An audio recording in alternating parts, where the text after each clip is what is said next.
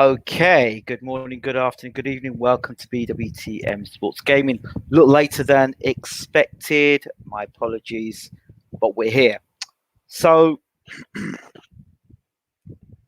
the announcement of the announcement of the announcement of the announcement that the announcement is that the fight between Tyson Fury and Anthony Joshua is going to happen on between August the 7th and I think 7th and 14th of August. Don't quote me on that. But this is what Eddie Hearn is telling us. But he says Anthony Joshua is ready to go. It's just that Tyson Fury needs to finalize and sign the paperwork, and they'll all be ready to go. And there should be no delays otherwise. You see, we're still waiting for this result from arbitration. Look, I've said it before, I've said it again, and I guess I will keep on saying it.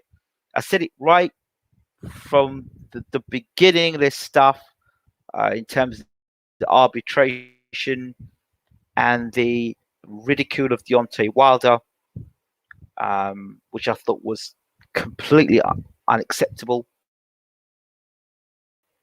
We talk about mental health and stuff like that.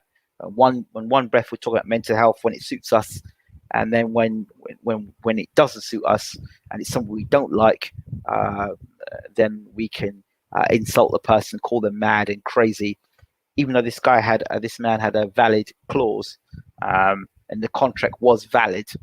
And again, we're waiting. This is now May, and sometime this month, early this month, we're meant to be hearing from the court regarding the arbitration.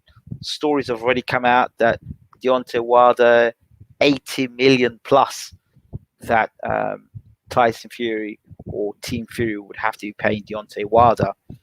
Now, I think this can go one of two ways. At the moment, we see new videos of Deontay Wilder training. And look, I'm all for undisputed, but I'm all for justice and things done the right way. And I said, get this Deontay Wilder situation sorted the right way. If the man is in a valid place and the contract is valid and he has the right point, he's gone to court to fight for it, and it's the right thing, do the right thing, and either honor the man, give him his third fight, or give him his step aside money. That's 8, but at the moment I'm hearing rumors of 80 million. Again, these are rumors, I can't confirm nor deny. Get that sorted and then fight for undisputed. Do you understand? And then I've heard other stories that Joshua Fury is a 1-fight deal, not a 2-fight deal. And so again, I just, because there's so much corruption in the sport of boxing as it is, I just want to see people treated fairly. And I'll tell you why, because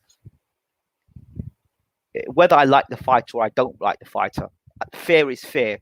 If you sign a contract should be honoured. And that's the way I see things. Things should be honoured in its right and proper place. Fans like to, when it doesn't suit their agenda, knock it on the head and just walk blatantly past contractual obligation.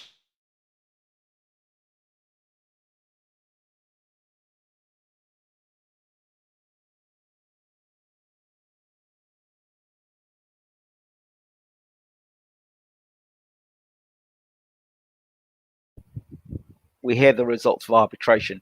So that for me is, it's very unsettling for myself personally. If you're asking my personal opinion, it's unsettling to know that there's this elephant in the room of Deontay Wilder training like a madman, eye for an eye, and then there's Wilder, there's Fury versus Joshua. Fury's not quite signed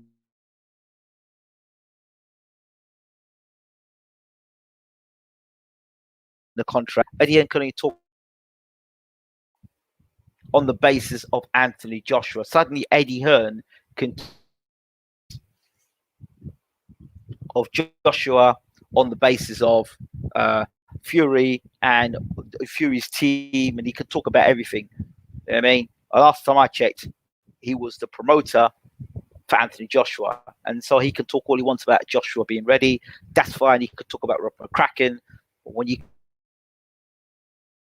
can't really stop talking about is Tyson Fury this and Tyson Fury that when there's an arbitration. Or has anybody stuck it on her and said, look, what's going on with the arbitration? What's the last thing you've heard? The last thing I heard him say about arbitration was, look, Tyson Fury has got things to sort out. So for me, get that sorted. If it's Wilder, if it ends up being arbitration says, look, you are owed a third fight, then and it exposes the lies that the promoters have said that, look, this guy was a madman. Actually, he wasn't a madman. He was actually legit. If those things can be put out, then that's fantastic, and that would be great to put these things out. I just want to see the right things put in the right place.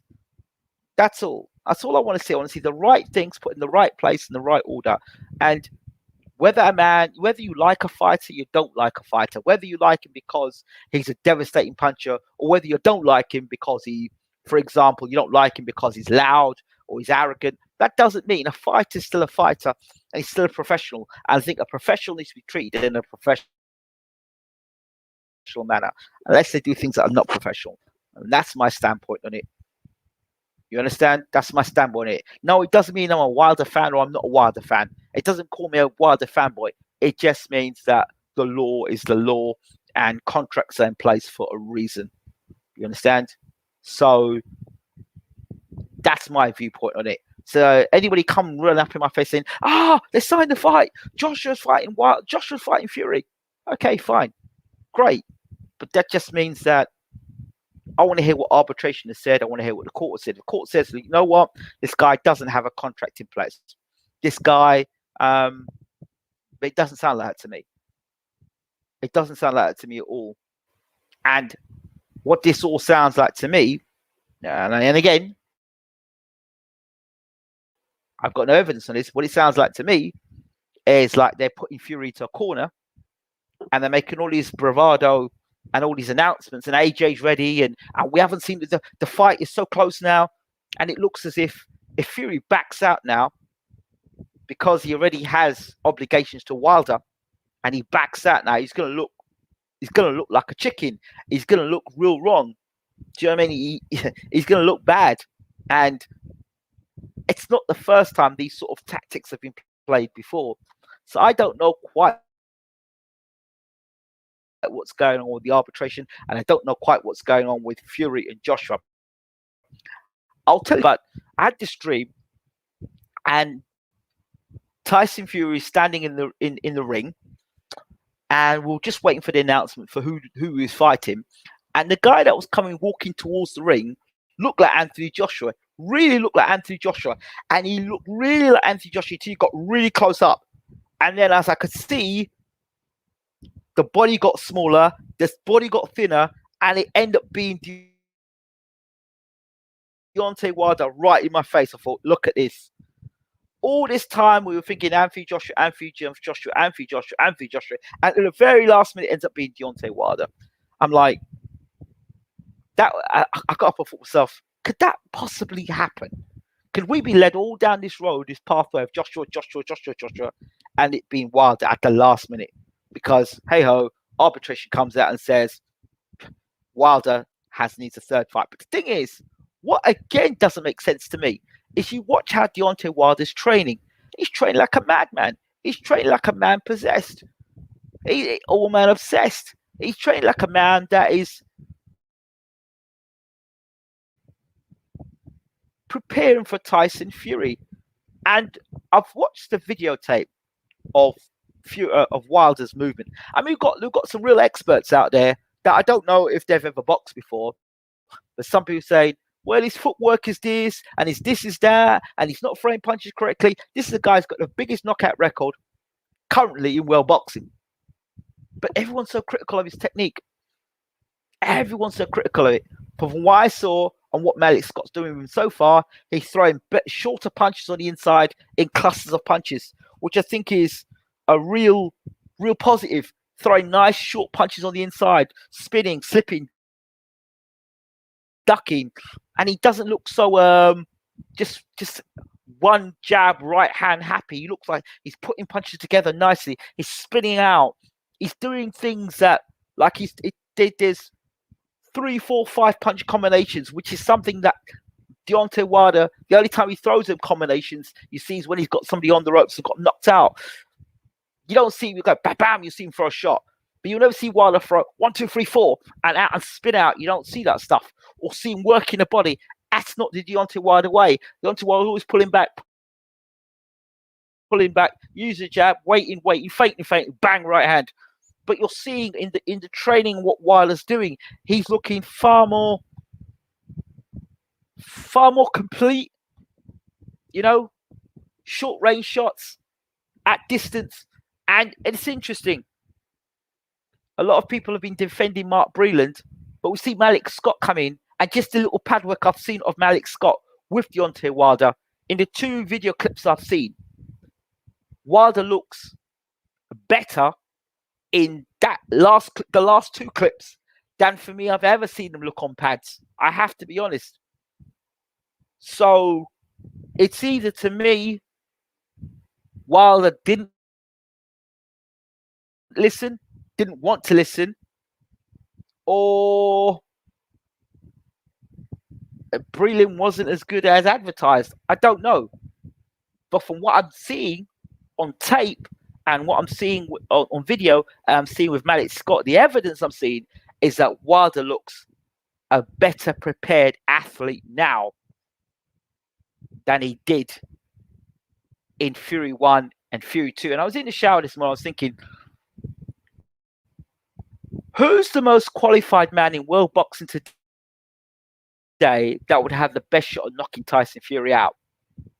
And I'll still say Deontay Wilder. He's fought Fury twice. There's nobody else who's fought Tyson Fury twice who is liable to, or possible to, fight Fury in a 3rd time, who's already knocked Fury down twice already and has been on the end of a beating from Fury and has the opportunity to correct those mistakes and come back again. So Wilder has that opportunity to put it right.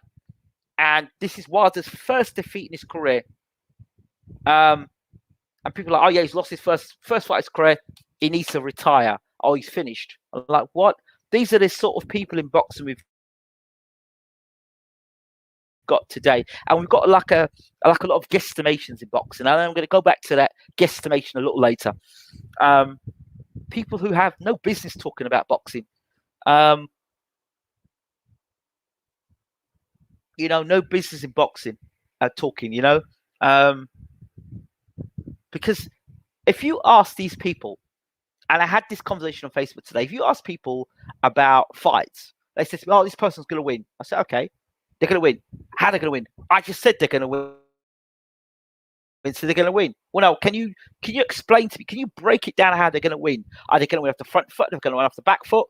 Are they going to double up the jab? Are they going to slip to the slides? Are they going to get on the inside? They're going to do a tie and a holding up. Talk to me the game plan. How are they going to win the fight? And it's very interesting. A lot of people in boxing today. Ask Dan Rafael, the great Dan Rafael, now joined World Boxing News. Ask him to actually break a fight down for you. Break a fight down for you. Don't ask him to score a fight. Ask him to break a fight. If you can't break a fight down, I mean, it's like, how are they going to win this fight? So you can sit down and say, oh, they're going to win the fight by. How are they going to win this fight? And even if you get it wrong, at least you're making the effort to actually study the sport of boxing, watching the pros and cons, the strengths, the weaknesses. And you got people that's looking at Wilder going, oh, yeah, Wilder. Yeah, he's got some bad footwork. Okay. He doesn't punch correctly. All right. Well, this guy's got more knockouts than most heavyweights and is the biggest puncher in world boxing today. So I don't get it. Yes, BG London. Would it be funny if Wilder versus AJ? And let me go through this now quickly. Salute. Let me go through these people now quickly. Billy Joe Saunders, yes. CB Sports TV, brother, it's great to see you in the room. Love to see a brother in the room. Dave Picard, yes. Wilder was cheated by Fury, and that's why that coward don't want to fight Wilder in a trilogy.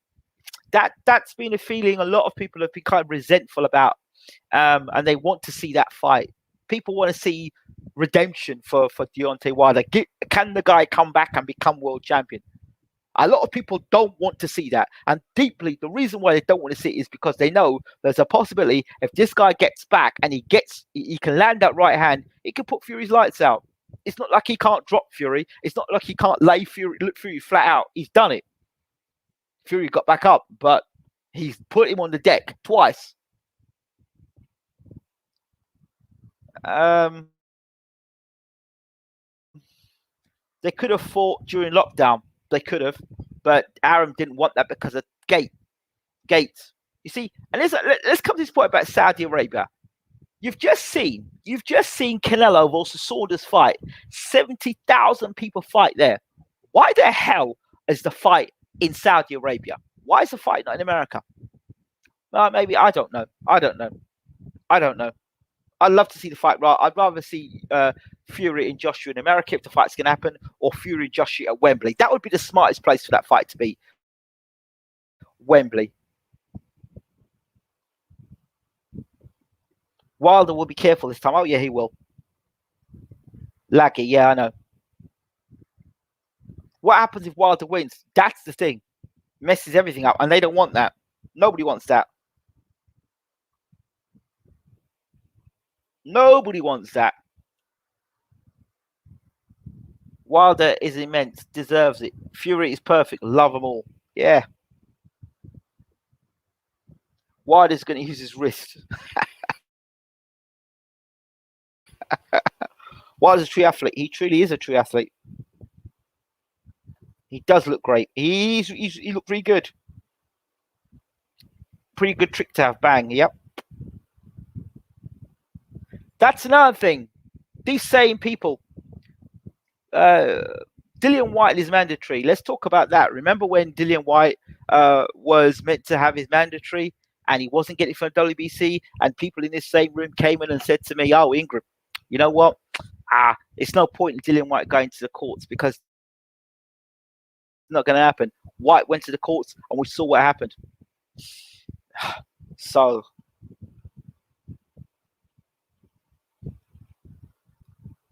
yes, BG London, great to see you in the room. Would be funny if Wilder versus AJ announcement came next. Wow.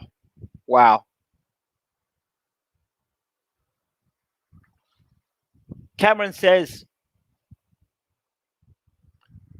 Wilder can and will be world champion again. I believe so. I believe it's only a matter of time. That's what they don't want. They don't want that man becoming world champion again. And I get it. And I understand it. They don't want him being world champion again. They don't. It's messing up people's business and money. And if he puts a hole through Fury, that's not good. Or he puts a hole through Joshua, it's not good. So the business is get Joshua and Fury in the ring as quick as possible and keep Fury away from Wilder. Well, that's what you want. So the two guys would fight. But again, we still have heard nothing about Usyk and Joyce. But anyway, I want to move off this Wilder Joshua thing because until their announcement is that Fury and Joshua have both signed, they've both agreed, and they're in a press conference and they're sitting down together and they're talking about the fight, I don't want to hear no more about no announcement. There's the announcement of the announcement of the announcement to be the announcement of the announcement. Sick and tired of it. So, we'll leave that to one side. Now, following Billy Joe Saunders' loss to Canelo, which was expected, and I kept asking people, well, how is Billy Joe Saunders going to win the fight? He hasn't got the power to knock him out. I don't think he's got the boxing ability to beat him, and he hasn't got the stamina. So how does he beat him? He's not going to beat him on points. So how's he beating Canelo? He's not knocking Canelo out. So how else is he going to beat Canelo? And I think another thing that people are forgetting about Canelo. Now, I was reading an article the other day about Canelo and Pacquiao and how these guys have moved up in weight. And Canelo is more of a punching out super middleweight, more of a vicious punching out super middleweight than he ever was at welterweight or like middleweight. But it's interesting. And the whole thing about, Somebody said they called it a PED experiment. That the pound for pound king, Canelo, is a PED experiment. You go figure. So if the sport is corrupt as it is, we know the sport is corrupt. But could we be looking, and I'm only asking the question, could we be actually looking at a fighter that is PED'd up to the eyeballs? I was also reading an article that somebody said that Canelo walks around at 200 pounds. That's interesting. 200 pounds. Damn.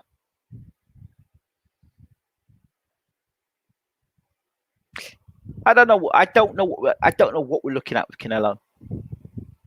But the one thing we cannot ignore is his experience.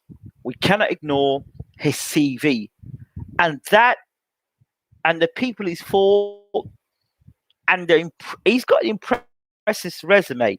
Yes, I believe that Lara did beat him. He's got an impressive resume because he's fought a lot of guys who are going to end up being Hall of Fame fighters if they not already are. And that's the thing. That's the advantage Canelo has before he even steps through the ropes. That CV, those experiences, those type of fighters. Like somebody came up and said today we're talking to some guy on Facebook, and he's saying Jesse Benavidez or not Jesse Benavidez. Benavidez is gonna David Benavidez. He's gonna thrash Canelo. I thought, well, how do you come to that conclusion? This guy's been dropped by nobodies. No, not being disrespectful. He's been dropped by nobodies. So his chin isn't the greatest. That's not a fantastic start. You're getting dropped by guys that are non-elite, not even world class. You're getting dropped by those type of guys. And you ask yourself the question, this is Canelo that's going to hit you in the chin at super middleweight. You've got a leaky defense. You cannot fight off the back foot. When your back touches the ropes, you don't know what to do. You've never fought anybody anywhere remotely near elite. But somehow, the skill set of Benavidez, he's got fast hands, but his hands are not faster than Amir Khan. He's not more accurate a puncher than Floyd Mayweather. He doesn't have a better jab than Sergey Kovalev. So what are we talking about when we talk about Benavidez? Exciting fighter, resume, doesn't have it. He's a baby. Caleb Plant, good puncher, a decent puncher, but not world class. He's not got the kind of punch that's going to make Canelo get his attention. So we've seen it over and over again. If you haven't got the punch to stop Canelo, he's going to walk you down. We've seen it. How many times do we have to see this? Then we have to look at Plant's resume. Who has Plant fought? So it's fight or flight with Plant. Is it going to be a situation where he fights out of his skin against Canelo and puts on a career best performance? And we're kind of hoping and clutching at straws that Plant has got the movement, the speed, the punching power, and can fight with a game plan consistency over 12 rounds in the biggest fight of his career, in the most intense fight of his career, fighting the pound for pound number one fighter who's striving to be undisputed champion. Really? Is he going to rise to the occasion, or is he going to cave under pressure? The Caleb Plant may start well, but I just feel that because of Canelo's experience and being there, you can fight guys like Floyd Mayweather. You've been in fights like Floyd Mayweather. You now fought another fight with Billy Joe Saunders. You fought Danny Jacobs. You fought 2 fights with Gennady Golovkin.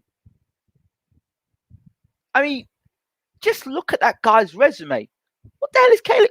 What is Caleb Plant? Yeah, he looks tough. He looks mean. He looks like a guy that is going to put up some resistance. But are we looking for a guy who's actually genuinely going to beat and give Canelo a real fight? Or are we just looking for a guy who's going to make up the numbers? And I'm sorry, Plant looks like that guy who's going to make up the numbers. He does not look like a guy. Benavidez and Plant should fight. That's a good fight. Let them two fight. But when you talk about Plant versus Canelo, it's a different level. It's a totally different level. Totally different level. And Plant stamina isn't the greatest. Not really the checklist you need to be fighting Canelo. So Plant is the last one to get dragged in to get beat up, and that's what it is. That's what it is. I don't want to hear nobody tell me, yeah, Plant's got what it takes to beat Canelo. He hasn't.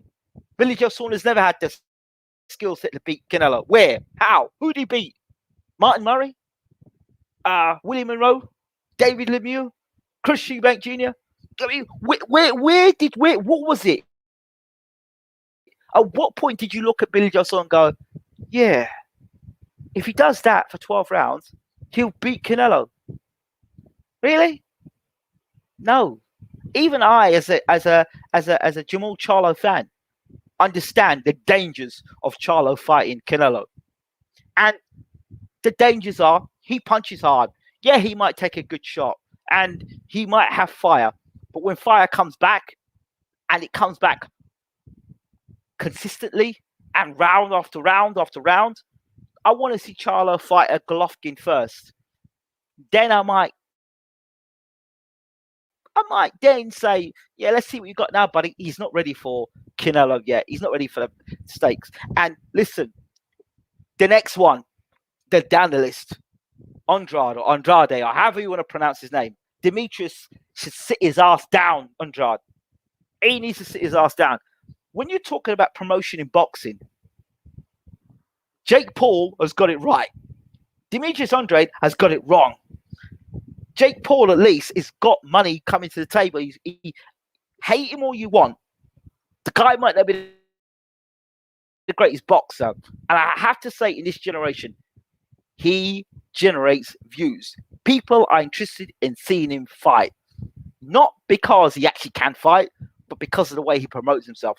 Demetrius Andrade, I'm sorry, but your ass, how the hell are you to turn up after Canelo has just won another world championship, fighting another elite?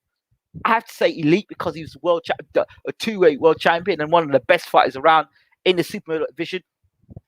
I have to say, along with that script, you've just finished fighting freaking Liam Williams. Liam Williams is who you've just finished fighting. And you take your ass to a press conference to say, when are we going to get it on? Based on what? Your resume, that last... Canelo was right. Get the hell out of here. Get the hell out of here. If you'd gone and fought Danny Jacobs, you'd beat Charlo. Yeah. If you'd beaten Charlo, you'd knock Charlo out and you got the WBC belt. I'm giving you an example. You've done something fantastic. I know Charlo's in the middleweight division. I'm just giving an example. If you had done that and you said, look, I just bust up Charlo, man. I just kicked the door down. I bust up Charlo. I just knocked out GGG. What are you saying? Then we can talk about something because you got something to sell. You ain't selling nothing. You ain't selling nothing. Ain't not even Apple and Pears. You take your broke ass up to the pound for pound king, begging for a fight. Who's your last fight? Liam Williams. Who's he? Who is he? I mean, in America, who is he? Is that the basis of you going to Canelo? You need to sit your ass down and learn about marketing. First of all, you've got a dreadful style, right? I'm not saying you're not skillful. Let's get something straight here. I'm not saying you're not skillful because you are a tremendously talented fighter. But in terms of advertisement, you're absolute shite. Sorry. You need to get a good marketing team behind you, Demetrius. Invest some money, get a good PR team behind you. That's what you need, right? I would have advised you, don't turn up to that press conference. And if you do turn up to that press conference, get up, clap Canelo and say, bravo, absolutely brilliant performance. And be kissing that guy's ass. And what I mean by that is kissing his ass. I mean, you say to him, you know what? Fantastic fight, mate. You know, you're brilliant. You're really great. And people look on the camera and go, who's that guy? Oh, it's Demetrius Andrade. Oh, okay. Showing a bit of respect there. Showing a bit of respect to the champ. Yeah. You have to go down that route. At this point, my grandmother used to say something. Didn't quite agree with her, but I understood it. At one point, you got to kiss ass, but when you kiss the ass, make sure you kick it harder than you kissed it. But you flipping turn up, rolling up there like you're somebody. You roll up there talking like you're somebody. Oh, where can we get on, chap? When can we get on, chap? Like some bad. And I'm like, what? Get out of here, man. You got an awful style. You just fought Liam Williams, and then you come in my press conference. The unified champion's got one more belt to become undisputed, right? My resume is this long of world champions and world champions, elite fighters, and you bring your ass in there to cut with your Liam Williams resume, and you're sitting down there, and you're saying, when are we going to get on, champ? It was like a PR disaster. Absolute disaster. I mean, you would have been better off praising Canelo. Go to a press conference, sit down and say, this is a future Hall of Fame great. Whether you think you can kick his ass or not, just give the man credit. Go to the man's press conference, sit there and praise the man. So, he did a great performance, did really well. You need to be building your fan base. You've already got a star that people don't want to see, and then you're running your gums up and giving people more excuse to hate you. And who wants to watch you fight anyway? At least if you kind of made yourself a bit more likable. Because I think I know what's been said to Demetrius. So go in a press conference and draw some attention to yourself. I mean, if you'd done it like Keith Thurman did when he was with Paulie Malignaggi, and he said, don't duck me, son. Don't duck me. Don't duck me, son. He said that was funny. People found it funny and cool. But even when Billy Joe Saunders came up, he started talking to Golovkin. And Golovkin said, who's this guy? Who is he? Who's his resume? If you have to say, who is he? Who's your last fight? Who was your last fight? Who's your last 3 fights? Do you understand? What are you doing? So he needs to sit his ass down somewhere. Hey, go and fight Danny. Don't fight Danny Jacobs and Gabe Rosado and flipping. Yeah, go and get a fight with Jake Paul. Go do that. You're going to take a fight with Jake Paul. But he's not going to get any fights with that attitude. He really isn't. He isn't. I'm sorry. And fans want to say, you know what? If you have to give the fans a reason to back you, right? You have to give the reasons fans to back you. So when you go knocking at that door, you've been fighting certain fighters. You know what I mean? People kind of got behind Dillian Whyte because he'd been waiting so long for a world title shot. And he'd been fighting guys regularly in the top 10 or top 20 to become the WBC number 1 contender. So people looked and said, yeah, okay, he didn't fight Luis Ortiz, but at least the guy's been active and he's been fighting guys that we know of. Joseph Parker he fought Robert Helenius, he fought this guy, he fought that guy. At least he fought names that we knew. Demetrius Andrade went and fought Liam Williams.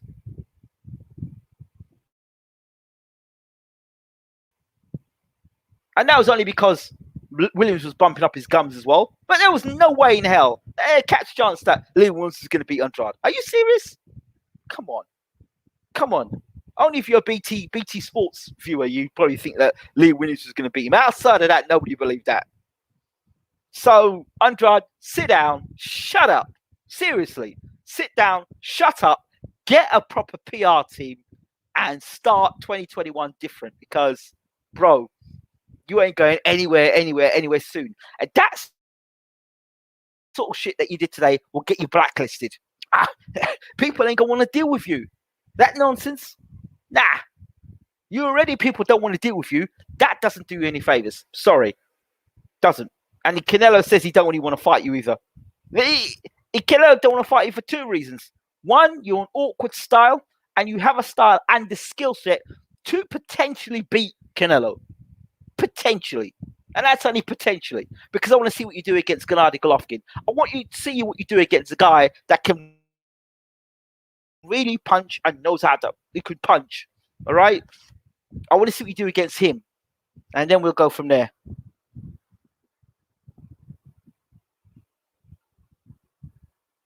Yeah. You know, and Andrade don't bring no money to the table. Don't bring no money to the table. So that's what it is.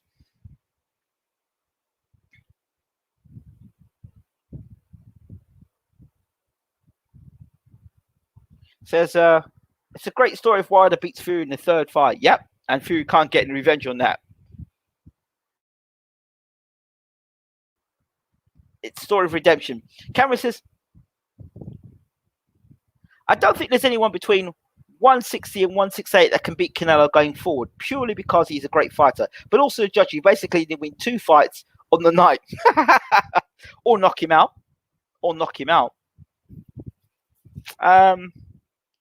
I don't actually buy Canelo can't be beat between 160 and 168. I just believe it can be done, but it's going to have to take a professional to beat him, and I'll come back to that. A professional means somebody who's going to sit down and study Canelo as he's been studying everybody else. The sound of Canelo's punch is insane. Loved it. Yep. The ending, though, when he was doing that, that was funny. It kind of was reminiscent of when he did do the bolo. You know what I've missed in boxing? The bolo punch. I haven't seen anybody throw the bolo punch in ages. Anyone know what the bolo punch is? It's this punch. You know, you wind it up and you let it go. Sugar Ray Leonard did it against Marvin Hagler.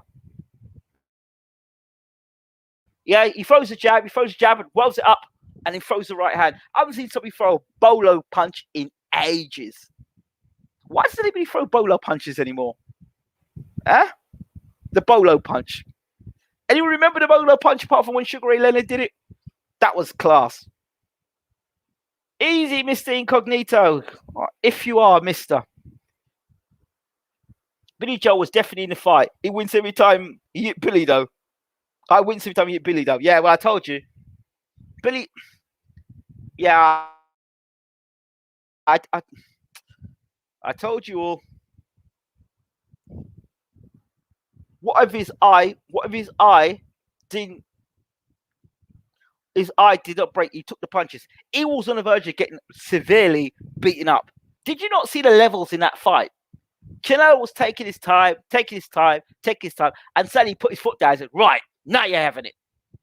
You've had 6-7 rounds. Now I'm coming for you. The championship rounds. Billy didn't even get to the championship rounds. He said, right, I'm coming for you now. And Canelo put his foot down and said, hold this. And as soon as he said, hold this, the fight was over.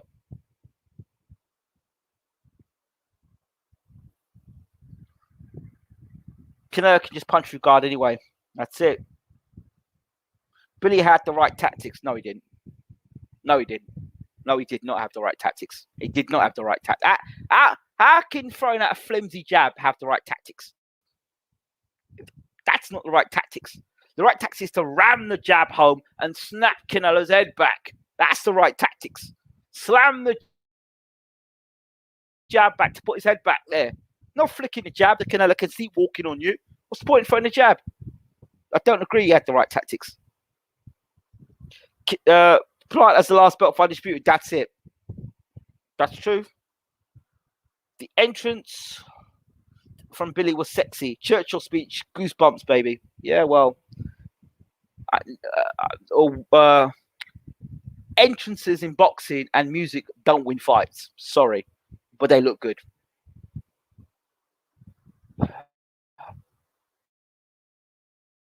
I think I spoke about the Beterbiev-Canelo fight. Beterbiev's been dropped before.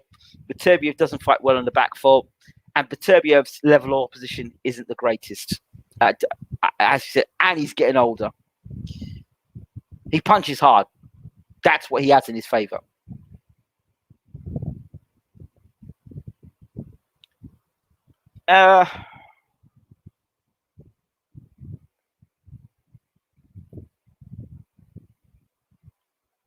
Come on, what's this next comment? Well, let me see the comment. Okay. Caleb Planter's killer is going to be like an famous quote. David said, Lee Harris said, yeah, one sided of, yeah, you know what. Andre said Alvarez has fought no one. Oh my God.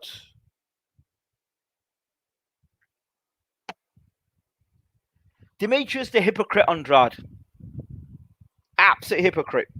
Like, he ain't fought no one, but who's he fought? So does Liam Williams qualify as someone? Jeez. That's what I told you. He needs to sit down somewhere. Andrade said Eddie Hearn told him to call Canelo out the presser. Not sure if true. Yeah, he probably did. And that was badly advised. He made Andrade look like an idiot. Accrington Stanley.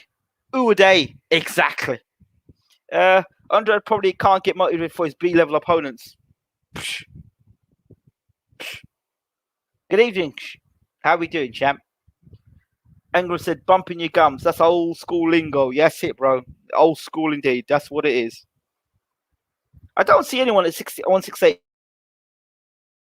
beating Canelo at this point. 175, there are some definite walls ready for him. I don't see him beating 168 currently. Christopher Eubank Jr. believes he can beat him. Christopher Eubank Jr. will get knocked spark out by Canelo. Too wide open, leaves himself two-way exposed. Canelo will knock that boy out. I'm telling you, it will be bad. It will be a bad, vicious knockout. Vicious. GG asking who the world champion. What a Dinlo. I can understand Andre calling out. He was scheduled to fight Billy Joe. Billy Joe tested positive. Fight cancelled. If you beat Billy Joe before, then Canelo versus Billy Joe never happens. Yeah, that's why Billy Joe Saunders swerved that fight, because he had a better fight lined up against Canelo, making a lot more money. He's probably making $250,000 against Andrade and making, I think it's $8 million against Canelo. What would you be doing? And for what? In a fight that you probably get your ass kicked in anyway? No.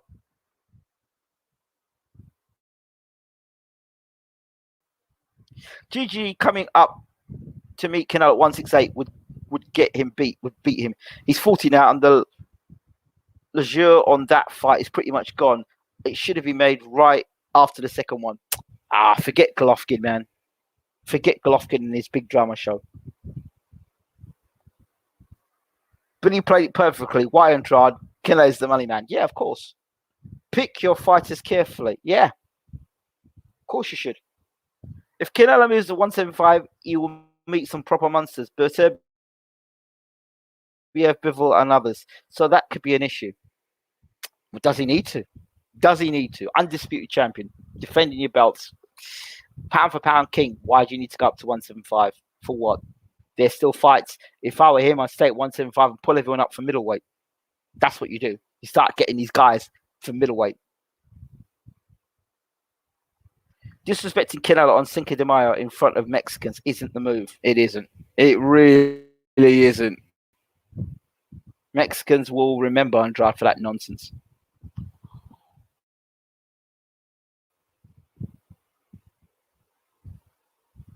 The last bowler punch was Underwood versus Kovalev. One, he tried it. Kovalev hit midway, but he did it again. Ward is stubborn, steadfast fighter. One of my favourite fighters.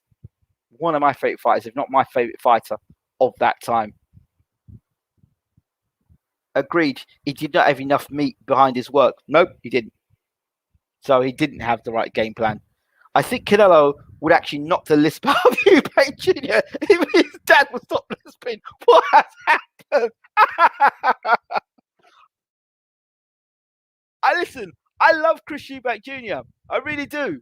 He's a character, and boxing lacks characters. I love him in that sense, but he does some very, very cringeworthy things.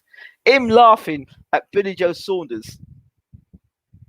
I'm telling you, the boxing gods are unforgiving. Dubois. You see what Billy Joe Saunders, crap Billy Joe Saunders saying about Dubois? Look what's happening now with Billy Joe Saunders. And the crap they're saying about... See, this is the thing. Unless your career is retired and you never come back to box again, it's probably better not to comment on other fighters' injuries. Good to see you back doing shows more often, champ. Yeah, well, I'm going to try and do more often where I can. Which leads me into my next point. Something that Eddie's going in for a record of orbital bones broken. It does make you why all these orbital bones are getting broken. It does make you wonder. Now, I want to talk about one other subject before I go on to the Hatman versus Mayweather. Enzo Macronelli. Remember him? Cruiserweight WBO champion of the world, got smashed to bits by David Haye, but then knocked out Roy Jones Jr.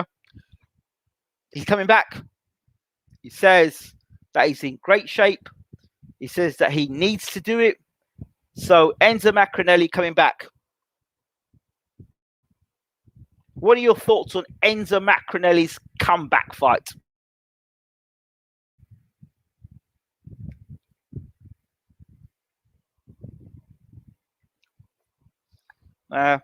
Danger Bar was classy to come back well, wishing for Saunders. I expect that. Oh, yeah, I was really classy. So, next step, let's talk about the Hat Man, Jake Paul. I got your Hat Man. And Floyd Money Mayweather.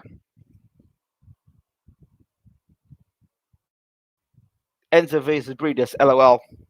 Against who? I don't know who's coming back against, but he's coming back. I don't know who's coming back. He's coming back, though. He's definitely coming back. He's said it over Twitter. Now, first of all, let's get something straight. Floyd Mayweather is royalty in boxing. Whether you like him, whether you hate him, he's royalty in boxing. He started the A-side, B-side crap. He started the whole undefeated zero shit. He started the whole, he started a lot of stuff, Floyd Mayweather. And a lot of fighters have tried to their shoulder roll stuff. And a lot of fighters have gone to try and mimic that afterwards. And first of all, being Adrian Broner. And you've got to respect boxing royalty, I believe. If you don't, then our sport will crumble very fast because legends and greats will be ignored, and people like Jake Paul and Logan Paul will suddenly become idols, and that's not right. However, when you're at a certain level and you've done a certain amount of, you're like a king, and you bring yourself to the level of dealing with trash, which is what Jake Paul and Logan Paul are. They are trash. Trash. When you look at the levels, absolute trash. Floyd Mayweather deserved every bit of what happened with that, the whole thing with that cap being pulled off. First of all, why does Floyd look like an absolute bum and a tramp? This guy is so rich, he cannot just go out and pay to get himself looking decent. The guy looked like a homeless bum. In fact, some homeless people that actually look better than Floyd Mayweather that day. He looked like some old man that was pulled out of the crowd and said, "Let's just stand on this platform here." He looked terrible. He looked awful, Floyd. And you allow yourself to be caught up in a circus act with Jake Paul and Logan Paul. Garbage. Absolute garbage. You have got no pride, no dignity, no self-respect to take on Jake Paul, a YouTuber. Logan Paul, a YouTuber. Well, you might as well put Jake Paul and Logan Paul in the same damn room. No respect. These guys have got no respect. And you have got no damn respect for the sport. I thought to myself, you know what? Floyd could have come back and he could have fought Keith Thurman. I would have picked Thurman. Thurman's not the puncher he once was. His defense is shocking, and Thurman's got one style, and now he doesn't have the same sort of hunger as he once did. I would have come back and fought Keith Thurman. Pacquiao fought Keith Thurman. I would have come back and fought Adrian Broner. Broner's not a puncher. Come back and fight Adrian Broner. The fans would rather you fight Broner or fight Thurman than you come back and fight Jake Paul. And you're telling me you can't make the numbers against against Adrian Broner or Keith Thurman? Huh? You can't make those numbers up. It doesn't make sense to me. If the sport of boxing has got to a point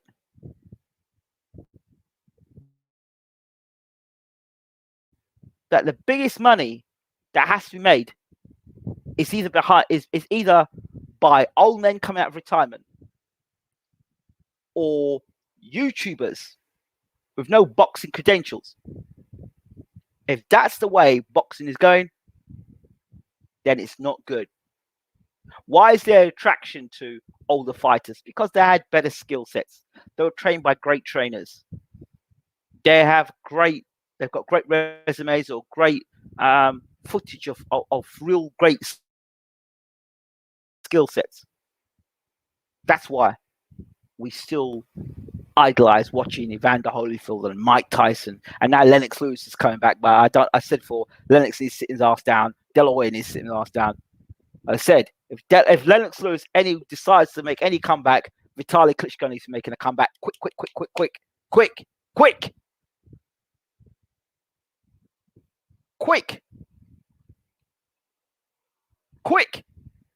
I don't see Lennox Lewis in the ring. I don't see Lennox Lewis boxing again. You know, if Mike wants a rematch, I'll fight Mike again. I don't want to see him fight again. I'll just come back for one fight. If you can get 100